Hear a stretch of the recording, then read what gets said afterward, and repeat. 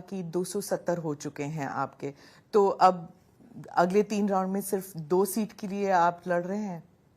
देखिए, आप एक पत्रकार की दृष्टि से देख रही हैं। मैं ऐसा मानता हूं कि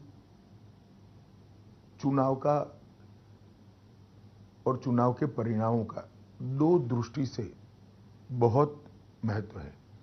जो भी सरकार चुन कर आए उसको देश के हर हिस्से से समर्थन प्राप्त हो और सरकार स्थिर और पूर्ण बहुमत की हो, क्योंकि सरकारें अंततोगत्वा संकल्प पत्र या घोषणा पत्र के आधार पर चुनकर आती है। तो पॉलिटिकल पार्टी जो चुनाव में जा रही है या पॉलिटिकल पार्टीज का ग्रुप जो चुनाव में जा रहा है, उसका घोषणा पत्र पर ज्यादा से ज्यादा कॉन्स्टिट्यूएंसी से जन समर्थन किसी भी सरकार को काम करने का विश्वास देता है। और स्थिरता न केवल देश, दुनिया भर में हमारे देश की 130 करोड़ की जनता की जो इच्छा है इसकी व्याख्या करती है। तो मैं मानता हूं हमारे 400 पार के नारे को विपक्ष ने हमेशा की तरह एक शॉर्ट साइट, उनकी जो बहुत कम दूर की दृष्टि होती है, इससे देखकर इसको पॉलिटिसाइज करने का प्रयास किया है। मगर मैं निश्चित रूप से मानता हूं स्थिर सरकारें देश को ताकत देती है, स्थिर सरकारें निर्णायक कदम उठाने में सहायक होती है, स्थिर सरकारें गरीबों को कल्याण करने में सहायक होती है, स्थिर सरकारें आतंकवाद, नक्सलवाद जैसे इंटरनल सिक्योरिटी के खतरों को कुचल देने के लिए मदद रूप होती है, और स्थिर सरकारें देश के एजेंडे को और देश की स्थिति को दुनिया में बदलने में भी बहुत सहायक होती है। वो जो 400 पार का जो नारा था उसको आप मिस इंटरप्रेट कीजिए, कुछ भी कहिए, पर ऑपोजिशन ने तो कहा था कि आप रिजर्वेशन हटाने के लिए कर रहे हैं, आप मुसलमानों के हक को छीनने की बात कर रहे हैं, उनका जो रिजर्वेशन है उसे हटाने के लिए कर रहे हैं। ये बात ग्राउंड लेवल तक जा चुकी थी। तो चौथे राउंड तक आप क्या कहेंगे कि क्या ये अगर आप कह रहे हैं कि निर्णायक जो कदम है उसके लिए था, not for taking out reservation? देखिए, इसमें मैं आपको इतना ही बता सकता हूं कि जब विपक्ष इतनी ओछी राजनीति करता है तो हम तो रिसीविंग एंड पर हैं। मगर हमने देश की जनता के सामने बहुत अच्छे तरीके से स्पष्ट किया है कि अगर हमारा उद्देश्य आरक्षण हटाना होता तो 10 साल से हमारे पास बहुमत था, इस देश की जनता ने ही दिया था, हमने तो वो नहीं किया। और जहां तक मुसलमानों के आरक्षण का सवाल है, मैं आज भी फर्म हूं कि धर्म के आधार पर इस देश में आरक्षण नहीं होना चाहिए। ये संविधान की स्कीम नहीं है, संविधान इससे सहमत नहीं है, और भारतीय जनता पार्टी धर्म के आधार पर आरक्षण नहीं होने। आपने कहा कि 400 का जो टारगेट था वो आतंक और नक्सलवाद जैसे को कुचलने के लिए, ऐसे रीजंस के लिए था, लेकिन हेमंता जी ने कहा कि 400 पार का नारा जो है मथुरा में कृष्ण जन्मभूमि, काशी में ज्ञानवापी हटाकर विश्वनाथ मंदिर और पीओके को पूर्ण तरह भारत के साथ जोड़ने के लिए, इसलिए 400 का नारा। देखिए, पीओ को, पाक ऑक्यूपाई कश्मीर का जहां तक सवाल है, ये केवल भारतीय जनता पार्टी नहीं, देश की संसद का कमिटमेंट है कि पाक ऑक्यूपाई कश्मीर भारत का हिस्सा है और इस पर हमारा अधिकार है, इसको कोई झुठला नहीं सकता। ये आज जो फारूक अब्दुल्ला जी और कांग्रेस के नेता कह रहे हैं कि पाकिस्तान के पास एटम बम है तो उनको सम्मान करिए, पाक ऑक्यूपाई कश्मीर का डिमांड न करिए। मैं उनको पूछना चाहता हूं कि 130 करोड़ की आबादी वाला, जनसंख्या वाला एटॉमिक पावर भारत, ये महान देश क्या किसी से डरकर अपने अधिकार जाने देगा? किस प्रकार की सोच है? और राहुल बाबा ने देश की जनता के सामने एक्सप्लेन करना चाहिए इनके अलायंस के नेता और इनकी पार्टी के नेता क्या कहना चाहते हैं। पाकिस्तान का सम्मान करो मतलब क्या? पाक ऑक्यूपाई कश्मीर जाने दे? वो कभी नहीं हो सकता। मैं पूर्णतया इस बात पर भारतीय जनता पार्टी का मत रखता हूं कि भारतीय जनता पार्टी मानती है कि पाक ऑक्यूपाई कश्मीर हमारा है और हमें ही मिलना चाहिए, और वो नहीं आता है तब तक हम सबका दायित्व अधूरा है। पर कोई प्रोएक्टिव कदम आज तक लिया नहीं है देखिए, सरकार आपके ने। इंटरव्यू में बताकर प्रोएक्टिव कदम नहीं उठाए जाते, उचित समय पर देश की और दुनिया की स्थिति देखकर, मगर ये हमने हमारा एक लक्ष्य तय किया है। पर वहां पर पहली बार वहां पर आजादी के नारे लग रहे हैं, वहां पर भारी तादाद में पाकिस्तान फौज भेज रही है वहां पे जो अपराइजिंग है उसे कुचलने के लिए, और भारत की तरफ से कोई मतलब चाहे सरकार हो या फिर कश्मीरी लीडर्स हैं वो कुछ नहीं कहते। जब भारत में ऐसे पथराव होते थे, प्रोटेस्ट होते थे, वहां के राजनेता हमेशा कहते थे हम वी आर विद यू, हमारी नैतिक जिम्मेदारी है आपको सपोर्ट करना। देखिए, वहां के डिस्प्यूट्स के आधार पर पाक ऑक्यूपाई कश्मीर का हमारा अधिकार हम जताना नहीं चाहते। वहां मिसमैनेजमेंट है, बैड गवर्नेंस है, वो उनका विषय है, परंतु पाक ऑक्यूपाई कश्मीर हमारा है, क्योंकि पूरे कश्मीर का मर्जर भारतीय संघ के साथ हुआ है। वो अधिकार को कैसे लेना वो भारत का सवाल है, वहां के मिसमैनेजमेंट का सवाल नहीं। और हिमंता जी ने जो कहा था कि ज्ञानवापी की जगह विश्वनाथ मंदिर और कृष्ण जन्मभूमि, ये भी 400 का नंबर जो है टारगेट उसके लिए। देखिए, वो दोनों केस सुप्रीम कोर्ट के सामने है। सुप्रीम कोर्ट नहीं, न्यायालय के सामने किसी न किसी स्तर पर पड़े हैं, लंबित है, न्यायालय ने इसका संज्ञान भी लिया है। इस पर मेरा कुछ भी कहना उचित नहीं होगा, क्योंकि जब न्यायालय एक डिस्प्यूट को सीज कर सुनवाई कर रहा है, मैं नहीं मानता किसी ने इसमें दखल करनी चाहिए। न्यायालय को अपना काम करने देना, जैसे राम मंदिर के लिए किया था। जी, राम मंदिर में हमने न्यायालय के फैसला आने के बाद ही कंस्ट्रक्शन का फैसला किया। वो आपका पॉलिटिकल डिसीजन, उसमें आपको पॉलिटिकल फायदा मिला कि नहीं मिला अब तक? देखिए, राम मंदिर हमारे लिए पॉलिटिकल फायदे नुकसान का प्रश्न ही नहीं था। शुरुआत से देश के करोड़ों लोगों की विश्वास का सवाल था, आस्था का सवाल था, और करोड़ों लोगों की श्रद्धा का सवाल था। पर जब आपके सिर्फ आपके नहीं, जब भी बीजेपी के जो कैंडिडेट्स हैं उनके जो कैंपेन्स होते हैं तो नारे तो लगते हैं, जो राम मंदिर लेके आया हम उन्हें लेके आएंगे। देखिए, वो नारे जनता लगा रही है ज्यादातर। आप इन्हें देखा होगा, मंच पर से नहीं लगते, नहीं, जनता में से लगते हैं। तो जनता के नारे कोई पॉलिटिकल पार्टी लीडर या तो आप भी नहीं तय कर सकती, वो तो जनता ही लगाएगी। देश में डेमोक्रेसी है ना, इसलिए। परंतु मुद्दा तब बना इस इलेक्शन में राम मंदिर का कि जब प्राण प्रतिष्ठा हो रही थी, सभी राजनीतिक दलों को निमंत्रण भेजा गया। पूरे इंडिया अलायंस ने, एक घमंडिया गठबंधन ने प्राण प्रतिष्ठा का कार्यक्रम का बहिष्कार किया। और मेरा स्पष्ट आरोप है, जिसका जवाब उन लोग देते नहीं, कि इन्होंने अपनी माइनॉरिटी वोट बैंक के डर से वहां जाना मुनासिब नहीं समझा। उनके पार्टी के कुछ लोग आपके पार्टी में आए थे क्योंकि वो मंदिर गए थे और उन्हें निकाल दिया गया, निष्कासित किया गया, या फिर उन पे डिसिप्लिनरी एक्शन के नोटिस दिए गए। वो हमारी पार्टी में आए हैं। मगर मेरा एक ही मुद्दा है कि ईद के दिन आपको मुस्लिम भाइयों के साथ ईद मनाने में कोई झिझक नहीं है। आप मुस्लिम नहीं हो तो भी, मगर हिंदू होते हुए राम मंदिर की प्राण प्रतिष्ठा में नहीं जाते, क्योंकि मुस्लिम वोट बैंक आपसे नाराज हो जाएगी। किस तरह की पॉलिटिक्स है? आप अपनी खुद की आइडेंटिटी के साथ छल कर रहे हैं। अमित शाह जी, कई एक्सपर्ट्स हैं वो कह रहे हैं कि जब पहले 2 राउंड या तीसरे राउंड तक नैरेटिव जो था वो मच्छी, मटन, मुस्लिम, मंगलसूत्र पे था, और अब जाके महिला पर है, कि 2024 की जो इलेक्शन की जो चाबी है वो महिला वोटर के पास है। देखिए, सारे नैरेटिव आप लोग बनाते हैं, आप लोग तोड़ते हैं, आप लोग गढ़ते हैं। भारतीय जनता पार्टी का और एनडीए का एजेंडा बहुत स्पष्ट है। 10 साल में मोदी जी ने गरीब कल्याण के लिए ढेर सारे काम किए हैं। 10 साल में देश के चहुमुखी विकास के लिए हमने बहुत काम किए हैं।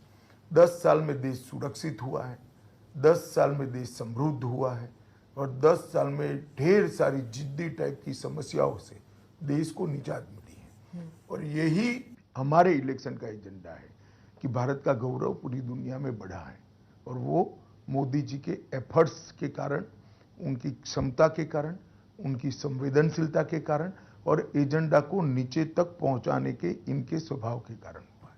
पर ये सिर्फ नैरेटिव की बात नहीं है।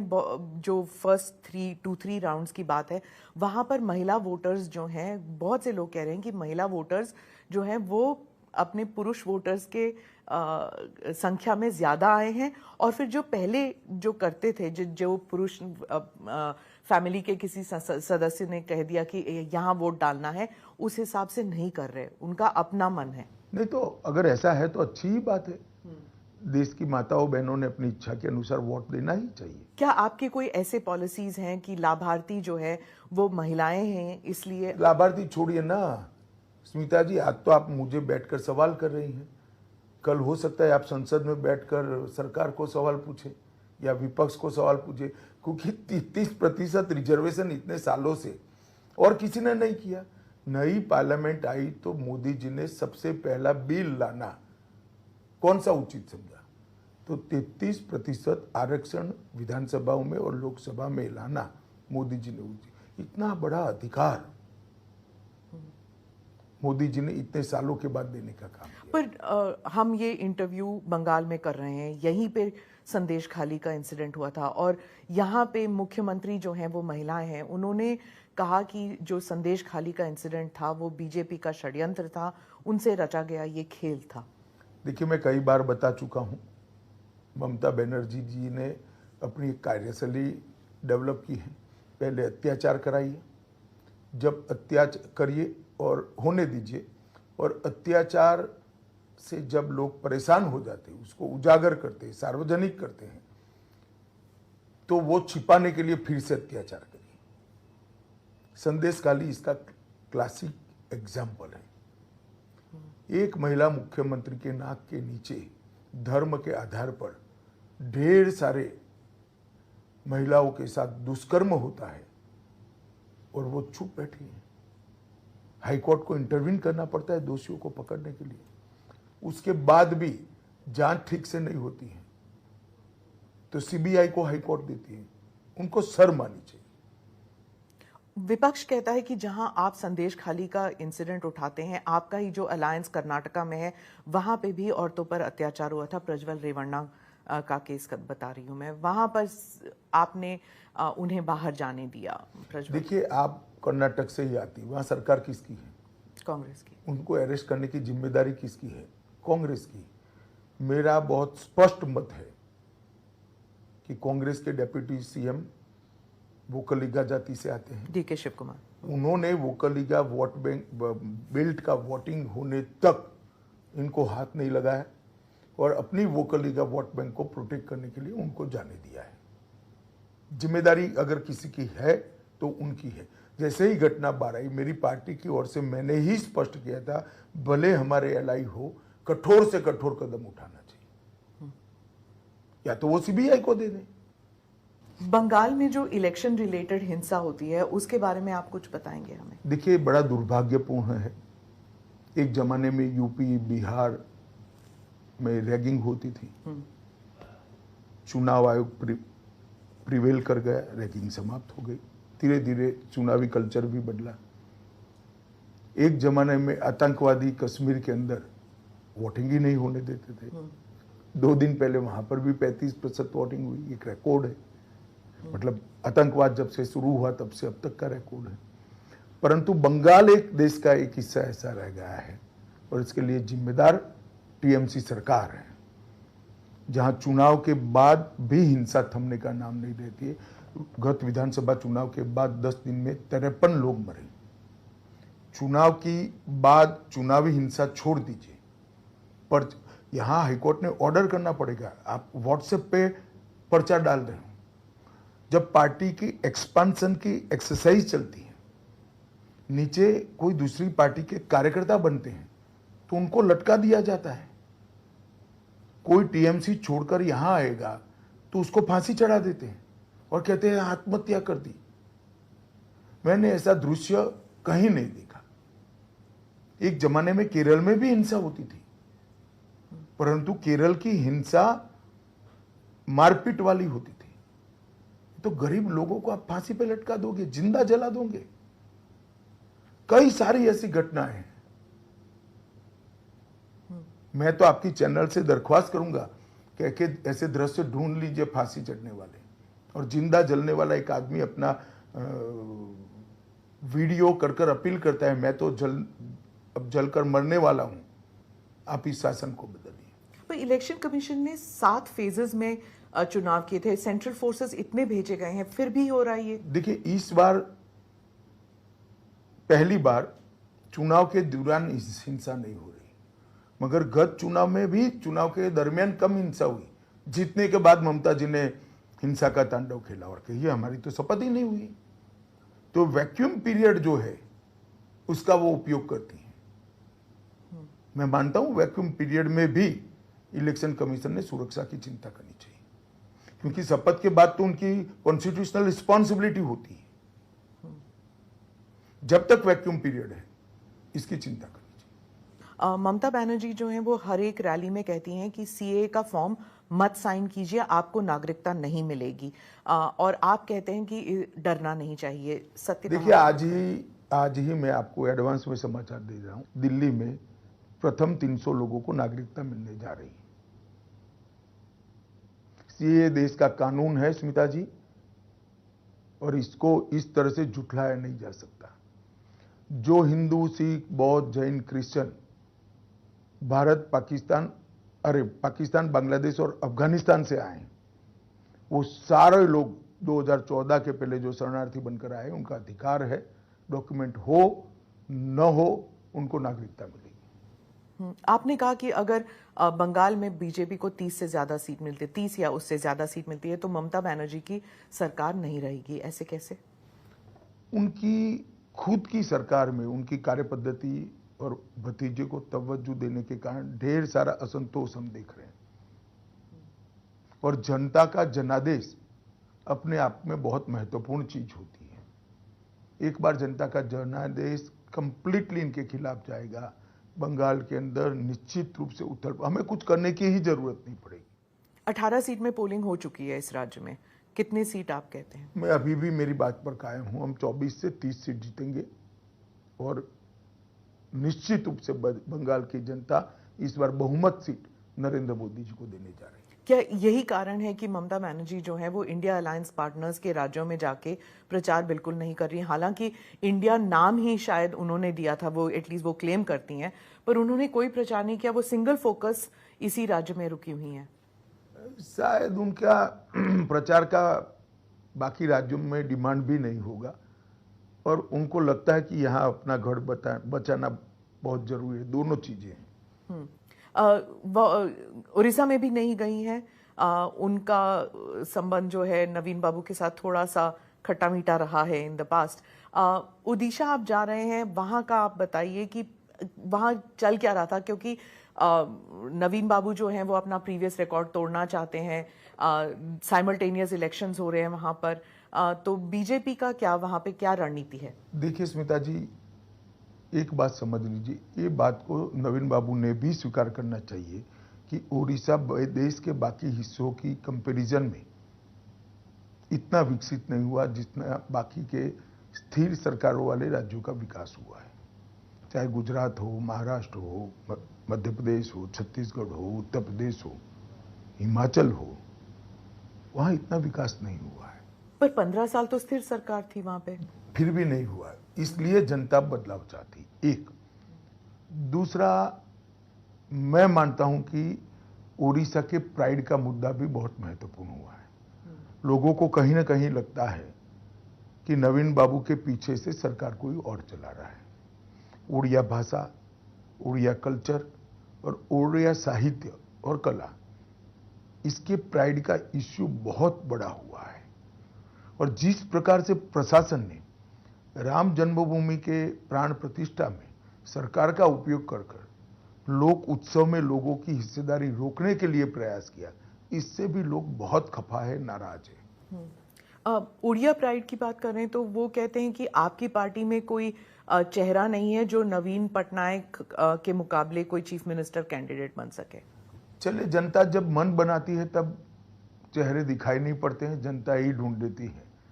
हमारे पास अच्छा नेतृत्व है, कई सारे लोग हैं, सक्षम लोग हैं, अनुभवी लोग हैं, 20-20 साल से राजनीति में अलग अलग जिम्मेदारी संभाले हुए लोग हैं। उनके पार्टी से भी कई सारे एक्सपीरियंस लोग हमारे यहाँ ज्वाइन कर चुके, कई साल पहले ज्वाइन कर चुके हैं। तो हमारे पास लीडरशिप क्राइसिस नहीं है। बिहार में क्या आपको गठबंधन का नुकसान होगा या फायदा, क्योंकि एंटी इनकम्बेंसी नीतीश कुमार के अगेंस्ट काफी दिख रहा है ग्राउंड पे?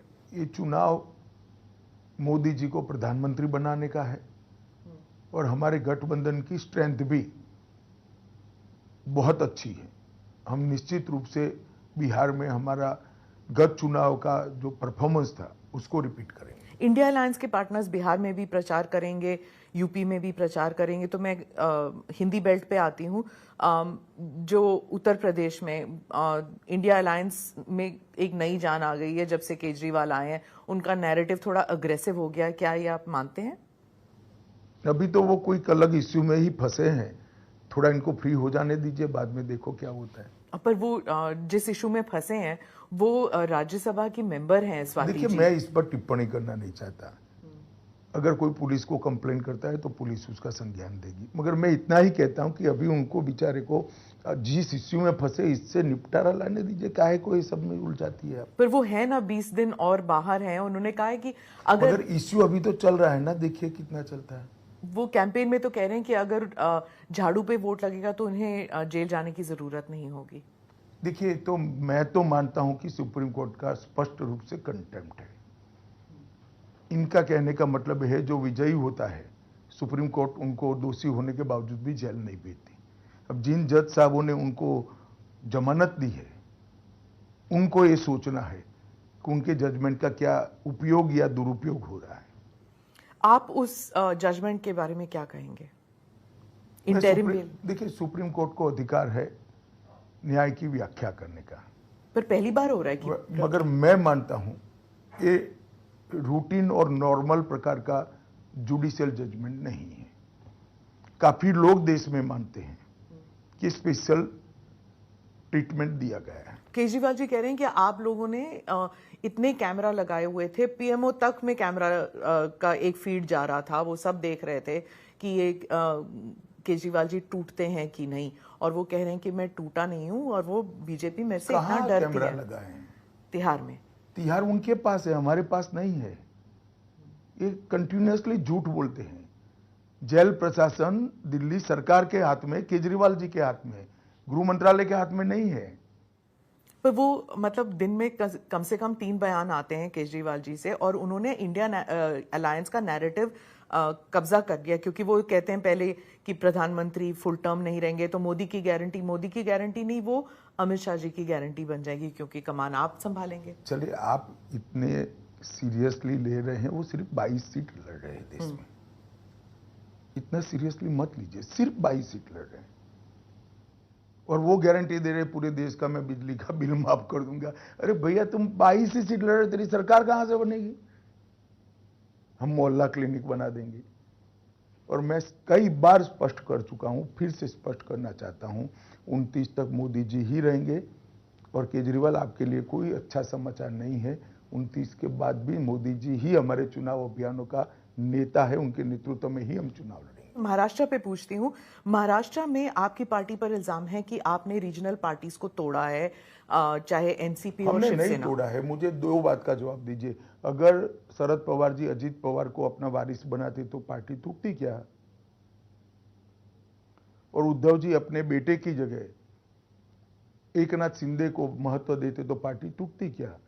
ये उद्धव जी के बेटे प्रेम के कारण और शरद पवार जी के बेटी प्रेम के कारण उनकी खुद की पार्टियां टूटी है।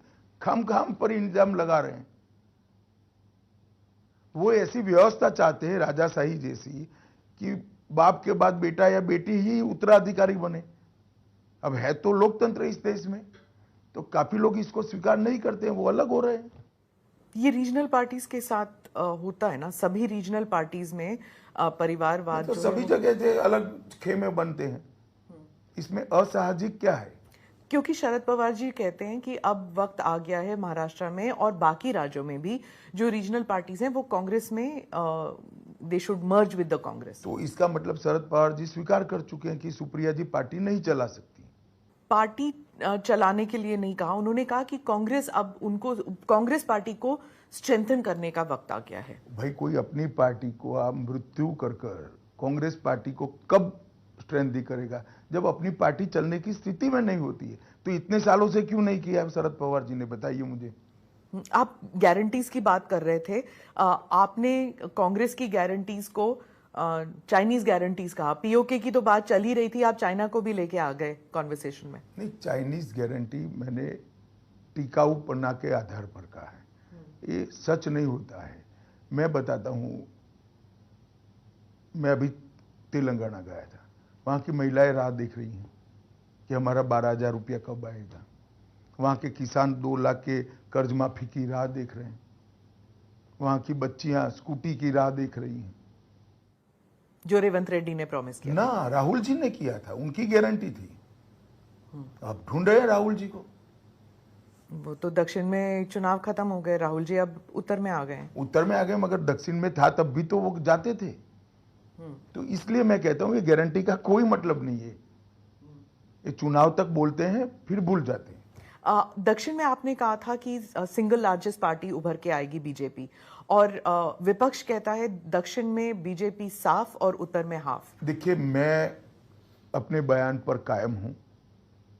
कर्नाटक, तेलंगाना, आंध्र प्रदेश, केरल और तमिलनाडु, ये 5 राज्य मिलकर जितनी सीटें हैं, इसमें भारतीय जनता पार्टी सबसे बड़ा दल बनकर बाहर आएगा इस चुनाव में। उत्तर प्रदेश में अब प्रचार इट हैज पिक्ड अप, आप वहां पर कितनी सीट कहते हैं अपने आप? हम सीटों में बढ़ोतरी करेंगे हमारी। कितने वो अभी कह नहीं सकते, 3 चरण बाकी है, परंतु गत चुनाव में हमें 65 सीटें मिली थी, हम इससे और आगे जाएंगे। अब रायबरेली में आपने प्रचार किया, वहां पर आपने कहा कि जो सोनिया गांधी हैं उन्होंने अपना एमपी लेड फंड्स जो हैं वो सिर्फ माइनॉरिटी समुदाय के लिए खर्च किया है। अगर किया तो फिर उसमें क्या बुराई है? आपके वाक्य को ही मैं एलोबरेट कर, सिर्फ माइनॉरिटी पर आपत्ति है, बाकी के वोटर आपके नहीं है क्या? टेकन फॉर ग्रांटेड ले रहे हैं आप? इतना ही छोटा सा सवाल है। वहां पर जो आपका कैंडिडेट है उसका स्टेचर गांधी फैमिली के मुकाबले थोड़ा कम नहीं है क्या? आप एक किसी और कैंडिडेट को वहां पर, देखिए, मैं 9 साल का था तब नारे लगाता था इमरजेंसी के खिलाफ। थोड़ा बड़ा हुआ, हम आसाम के नरसंहार के लिए नारे लगाते थे। आसाम की गलियां सुनिए, इंदिरा गांधी खूनी है। स्ट्रेचर देश की जनता बनाती है, कहीं जन्म लेने से नहीं बनता है स्मिता जी। हम सब सामान्य परिवार से जन्म लिए हैं, हमने जनता ने बड़ा किया है। तो लोकतंत्र का मतलब क्या है? और मेरी बात याद रखिए, आप जो कहते हैं कि जिनका स्ट्रेचर कम है, वो दिनेश प्रताप सिंह राहुल गांधी के सामने चुनाव जीत कर आए। वहां पर प्रियंका गांधी जब कैंपेन कर रही है, वो भी इमोशनल अपील कर रही हैं कि जब मैं छोटी थी तब मैं अपने पिताजी को लेके आई थी, जब उनकी मृत्यु हुई थी, उनको मारा गया था, ही वॉज इन पीसेस, उन्होंने ये कहा। उन्होंने अपनी दादी का जिक्र किया कि हमारे परिवार ने भी खून बहाया है इस देश के लिए। तो हम पे क्या इल्जाम लगाते हैं आप? हमको क्या सिखाते हैं देशभक्ति? नहीं, हम नहीं सिखाते उनको। सिखाया तो उनको जाता है जो सीख सकते हैं, हम कहाँ सिखाते हैं भाई। हमारा कोई ऐसा गुरूर नहीं है कि वो देशभक्त नहीं है, हम अकेले देशभक्त हैं। सबने अपने देश के लिए काम करना चाहिए। वो ये भी कहती हैं कि मुझे कहा जाता है कि मेरा परिवार यहाँ आता नहीं है रायबरेली में, यहाँ पे तो मैं आती हूँ। गृह मंत्री को कैसे पता कि मैं यहाँ आती हूँ कि नहीं आती हूँ? क्योंकि आपने कहा था सार्वजनिक है भाई, आपके ही लोग बता देते हैं, एनआई वाले ही बता देते हैं। मत बताइए आप, अगर उनको आपत्ति है तो, मुझे कैसे पता चला हो? गांधी परिवार जो है वो अमेठी में नहीं लड़ा, रायबरेली में लड़ रहा है, इसे आप कैसे देखते हैं? देखिए, कोई भी चुनाव तो कहीं पर से लड़ सकता है, मगर राहुल गांधी जी ने वायनाड से वोटिंग के पहले कह देना चाहिए था कि मैं 2 जगह से लड़ने वाला हूं। ये हाइड करना मेरे हिसाब से ठीक नहीं है लोकतांत्रिक दृष्टि से। वो भी वो कर सकते हैं, परंतु मुझे ठीक नहीं लगता। वायनाड की जनता को कहना चाहिए कि मैं 2 जगह से लड़ने वाला हूं, आप आपका फैसला करिएगा, इसमें क्या आपत्ति हो सकती। वायनाड का चुनाव पैक होने के बाद जब पोस्ट पोल सर्वे की जानकारी में खतरा दिखता है और फिर आप रायबरेली आते हो, तो मैं मानता हूं वायनाड के मतदाताओं के साथ अच्छा नहीं है। राहुल गांधी से आपने 5 सवाल पूछे थे, क्या उम्मीद है कि वो जवाब देंगे? अब वो बड़े लोग हैं भाई, मुझे मालूम नहीं है, मगर मैंने सार्वजनिक रूप से पूछा है, मुझे लगता है उनको जवाब देना चाहिए। आप उन्हें बड़े लोग कहते हैं, उन्होंने तो कहा कि हम डिबेट करना चाहते हैं, लेकिन बीजेपी समझती है कि प्रधानमंत्री, गृह मंत्री सब बहुत बड़े लोग हैं, वो डिबेट नहीं करेंगे गांधी परिवार के किसी भी। मैं तो आपके साथ डिबेट ही कर रहा हूँ, मैंने उनको आपके साथ बैठकर ऐसे डिबेट करते हुए नहीं देखा है। उन्होंने इंटरव्यू दिए नहीं है इस बार, कोई मीडिया प्लानिंग उनका अलग देखते हैं आप? नहीं, मैं नहीं इतना एनालिसिस करता, मैं मेरी पार्टी की चिंता करता हूँ। उन्होंने कई जगह कहा है कि जो इंडिया में जो पद्धति है, चाहे अग्निवीर स्कीम हो या फिर आईआईटी वगैरह, उसमें क्या हो, उन्होंने जाति के बारे में कहा है कि जो अपर कास्ट के आईएएस ऑफिसर्स वगैरह हैं वो जो पेपर बनाते हैं उसकी वजह से जो ओबीसी या फिर दलित परिवार के बच्चे हैं वो नहीं वो आंसर्स दे सकते उसके। स्मिता जी, इनको कुछ जमीनी हकीकत मालूम नहीं है, चाहे स्टेट का कैडर हो चाहे ऑल इंडिया कैडर हो, सबके लिए रिजर्वेशन है, उनका कोटा है, तो बरोबर उनके कोटा के हिसाब से, उनकी कोटा के अनुपात में उनका सिलेक्शन होता है। इनको मालूम पेपर सेटिंग से क्या लेन देन है। एससी बच्चा है, ऑल इंडिया सर्विस में आता है या स्टेट की सर्विस में एग्जामिनेशन देता है, तो उसका कोटा तय है। पेपर सेटिंग से इसका कोई लेन देन नहीं है। इनको साहब पित्रोड़ा साहब ने लिखकर भेज दिया है, कोई कारा गोला ऐसा कुछ था, मैंने भी सुना था कुछ, तो वो यहां बोलने लगे। हमारे संविधान ने रिजर्वेशन दिया हुआ है, उनको याद नहीं है शायद। वो कहते हैं कि रिजर्वेशन जो है वो फिक्स्ड है, क्योंकि जो अपर कास्ट के लोग हैं वही हैं, चाहे आईएएस हो, चाहे मीडिया हो, चाहे इंडस्ट्री हो। फिक्स्ड है तो फिक्स्ड लोग तो आते ही है, वो तो कहते कोई आता ही नहीं है। आपने नक्सलवाद की बात कही, इंटरनल सिक्योरिटी का जो है झारखंड छत्तीसगढ़ में जो नक्सलवाद पर आपने हमला दिया था कि नक्सलवाद खत्म करके रखूंगा, वो प्रायोरिटी लिस्ट में कहाँ था आपके जब आप सरकार में आए थे? देखिए, एक जमाना था जब तिरुपति टू पशुपति ये नारा नक्सलीज देते थे।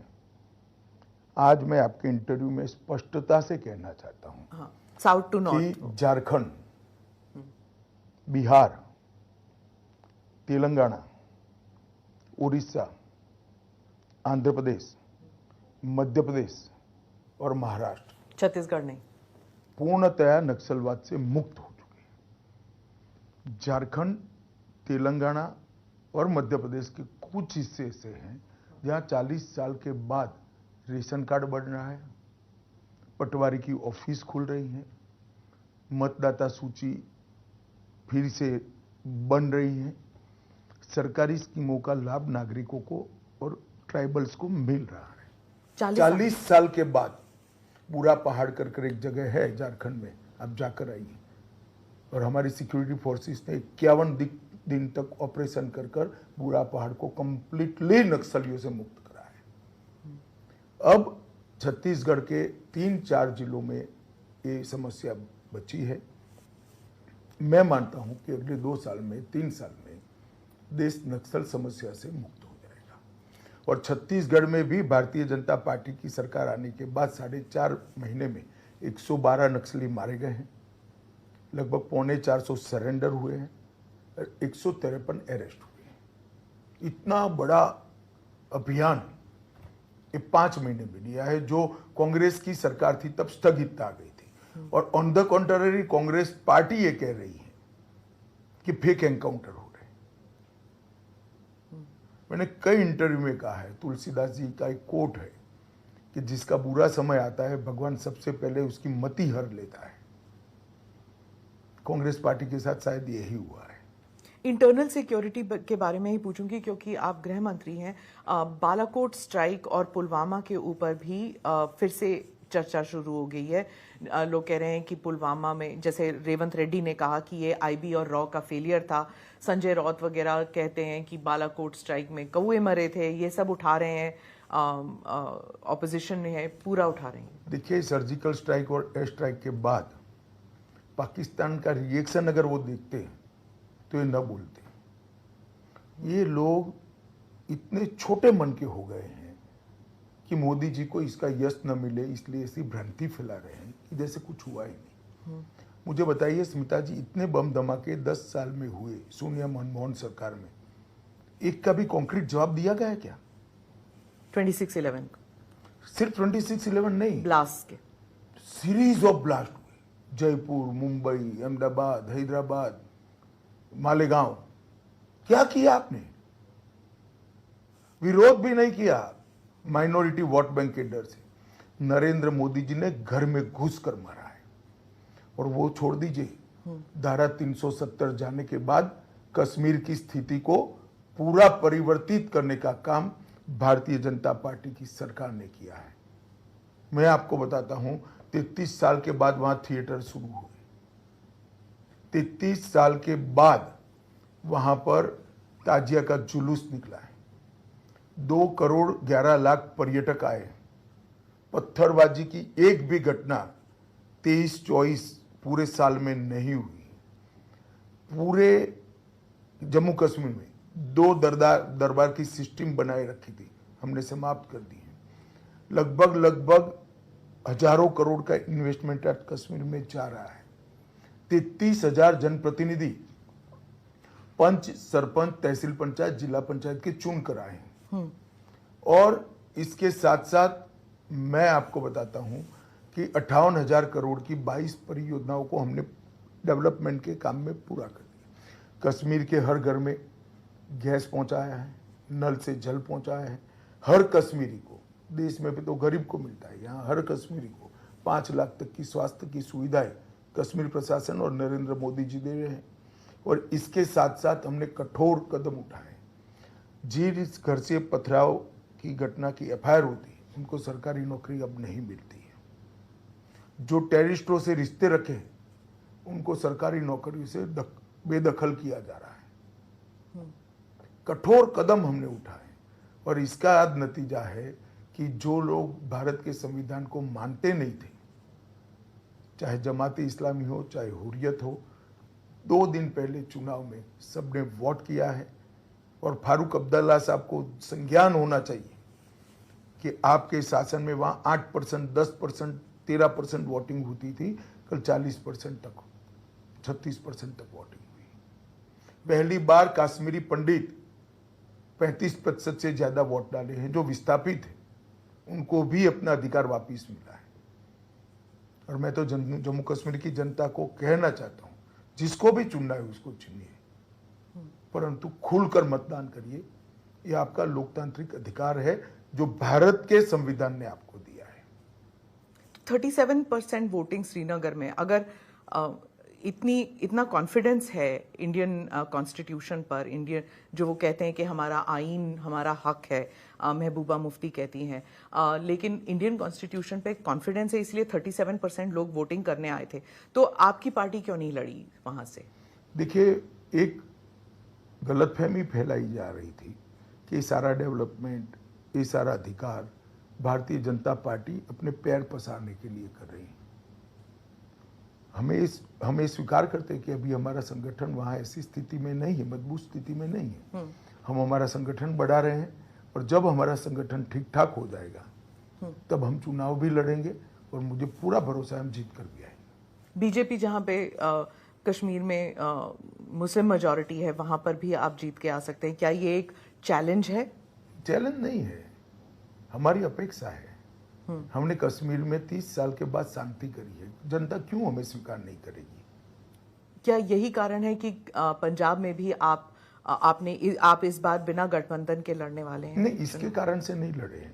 हमारा सीटों के बारे में तालमेल नहीं हो पाया, इसलिए हम बिना गठबंधन से लड़े। क्योंकि ये भी सिक्योरिटी रिलेटेड स्टेट है, यहाँ पर भी आतंकवाद हुआ था, एक ज़माने में, और सिचुएशन जो है बॉर्डर स्टेट है, यहाँ पर भी सिक्योरिटी का मसला उठेगा। खालिस्तान के जो सपोर्टर्स हैं वो भी देख रहे हैं या नहीं देख नहीं रहे, लड़ भी रहे हैं, चुनाव भी लड़ रहे हैं खालिस्तान के सपोर्टर्स, तो वो नैरेटिव भी चलेगा? नहीं चलेगा, वो तो लोकतंत्र है, सब अपने अपने नैरेटिव से।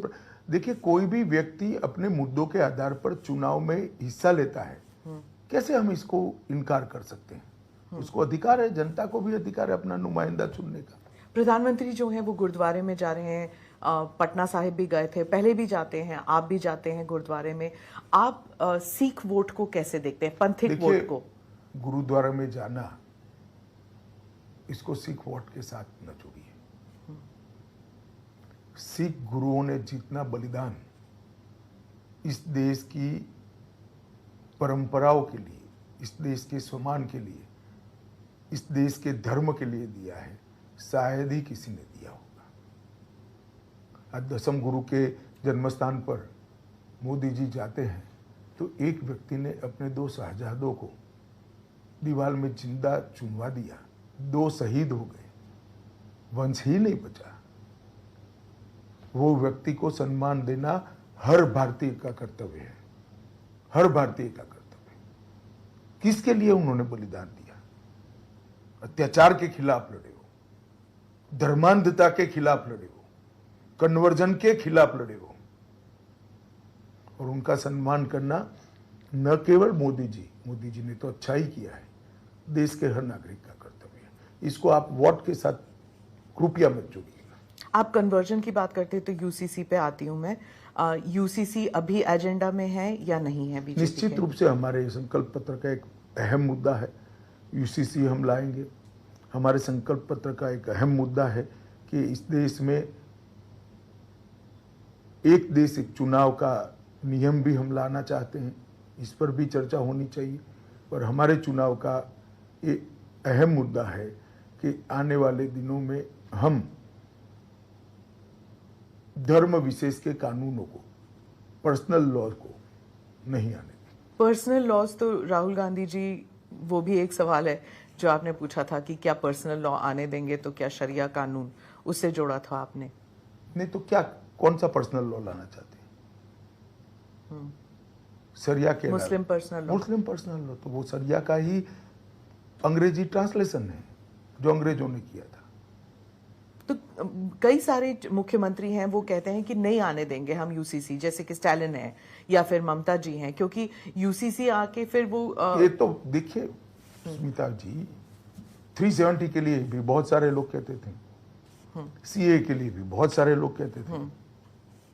अब ये सब वास्तविकता बन चुका है, जनता ही निर्णय करती है, और इसीलिए हम चुनाव के पहले कह रहे हैं, कोई गोपनीय बात नहीं है। पर यूसीसी स्टेट वाइज हो रहा है ना, जैसे ऐसा जरूरी नहीं है, जैसे सीए। दोनों का समान अधिकार है।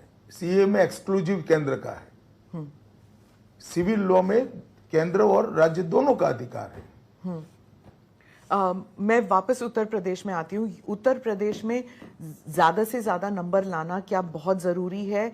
क्योंकि देश में हर सीट जितना भारतीय जनता पार्टी के लिए जरूरी है, लेकिन क्योंकि मैं मेरी पार्टी का एक्सपेंशन चाहता हूं, मेरी पार्टी की आइडियोलॉजी को पूरा देश स्वीकार करे, मेरे मन की इच्छा है, इसमें क्या बुराई है? अमित शाह जी, इलेक्शन इंटरफेरेंस पे मैं एक सवाल पूछूंगी, क्योंकि बहुत से जो अखबार हैं, विदेश के अखबार, उन्होंने आर्टिकल लिखे हैं कि अगर बहुत ज़्यादा नंबर आते हैं बीजेपी के तो ऑटोक्रेसी की तरफ जाएगा, और ये एक सीरीज है देखिए, विदेश के मित्रों ने हमारी इतनी चिंता करने की जरूरत नहीं है। हमारा देश इनफ मैच्योर है, हमारे मतदाता इनफ मैच्योर है। इस देश ने कई सत्ता परिवर्तन, खून का कतरा बहाए बगैर करे। 75 साल में सत्ता हस्तांतरित करने के लिए कभी यहां रक्त नहीं बहा है। बड़े बड़े फैसले लिए हमने, हमारे देश की जनता ने, और सभी राजनीतिक दलों ने इसका सम्मान किया है। ऑटोक्रेसी इस देश में आ ही नहीं सकती। सत्ता का संतुलन हमारे संविधान ने इतने सुंदर तरीके से किया है कि ऑटोक्रेसी आ ही नहीं सकती। स्ट्रॉन्ग लीडरशिप जो है उसके ऊपर भी कहते हैं कि जहां पर प्रधानमंत्री इज स्ट्रॉन्ग, वहाँ उनका जो कैबिनेट है वो भी एक मस्कुलर इंटरनल पॉलिसी और मस्कुलर एक्सटर्नल पॉलिसी रखता है। इसके बावजूद चाइना जो है वो हमारी जमीन ले रहा है, पाकिस्तान आंखें हमारी दिखा रहा है जमीन मॉलडीव्स। भारतीय जनता पार्टी के शासन में 1 इंच भी नहीं गई, ये गलत बात है, गलत नैरेटिव खड़ा किया। चाइना ने जरूर ली है, मगर जवाहरलाल नेहरू के समय में ली है, कांग्रेस के समय में ली है। मैं रिकॉर्ड पर कहना चाहता हूं, नरेंद्र मोदी के शासन में 1 इंच भी जमीन हमारी नहीं गई। तीसरे टर्म में प्रायोरिटीज क्या होंगी? क्योंकि देखिए, हमारा घोषणा पत्र तय है तीसरे टर्म में प्रायोरिटी का, और मैं मानता हूं कि भारतीय जनता पार्टी संकल्प पत्र के आधार पर चलने वाली पार्टी है और हम हमारे संकल्प पत्र को पूरा करेंगे। हमने 14 और 19 के संकल्प पत्र के 92% वादे पूरे किए हैं और मैं जनता को विश्वास दिलाना चाहता हूं, मोदी जी ने स्वयं जिस संकल्प पत्र को अभी घोषित किया है 2024 के आम चुनावों के लिए, उसको भी हम 100% इम्प्लीमेंट करेंगे।